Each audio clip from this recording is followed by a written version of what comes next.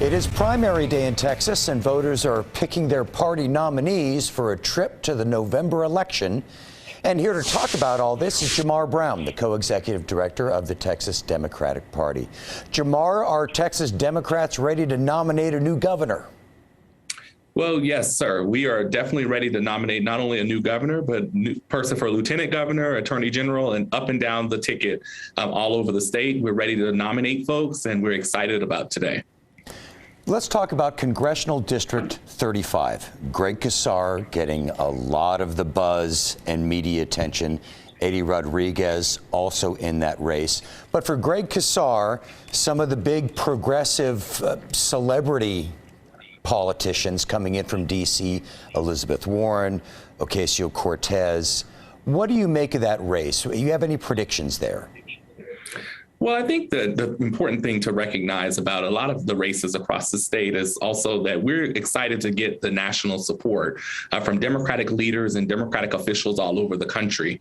What we're seeing in Texas 35 in particular, but also in other congressional primaries across the state, is we're seeing a real conversation about the issues that matter to working families across our state. And I believe that those are the things that we need to be talking about: how we can raise wages, how we can protect voter rights, how we can ensure that people have bodily autonomy, all of those things that are important to everyday Texans. And we know that there are candidates that are running all across the state that are fighting for those at different levels. Right. And so I think that that's what you're going to see. And we're seeing that national support for those priorities.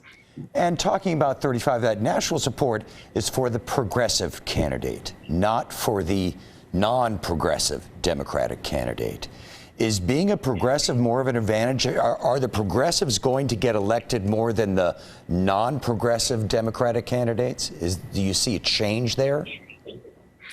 Well, I think the important piece to recognize about the progressive candidates that are running, not only in Texas 35, but even all over the state is, we're talking about everyday issues, right? It's not just about progressive versus conservative. It's about ensuring that we are electing Democratic nominees that will go to office and fight for working families. And so we're seeing that attention because that has been part of our national conversation about the wage, about voting rights, about all those progressive issues. And so I believe that we're seeing that high attention here in Texas because people on the ground here are talking about it, but it's also being talked about in D.C. with our national leaders as well. And so I think that's why we're receiving that support.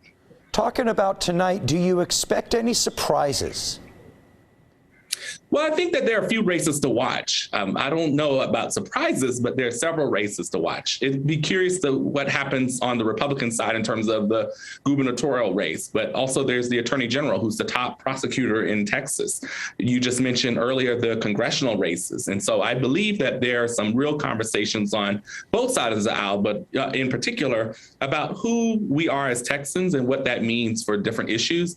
And we've seen candidates talk about a wide variety of issues. And it'll be a great parameter for us to really analyze where do voters stand on a lot of these issues. And I think you'll see that rise in a lot of the candidates that are happening. So maybe not too many surprises, but a lot of races to watch to know where voters really stand on the issues. Okay, we're all going to find out tonight.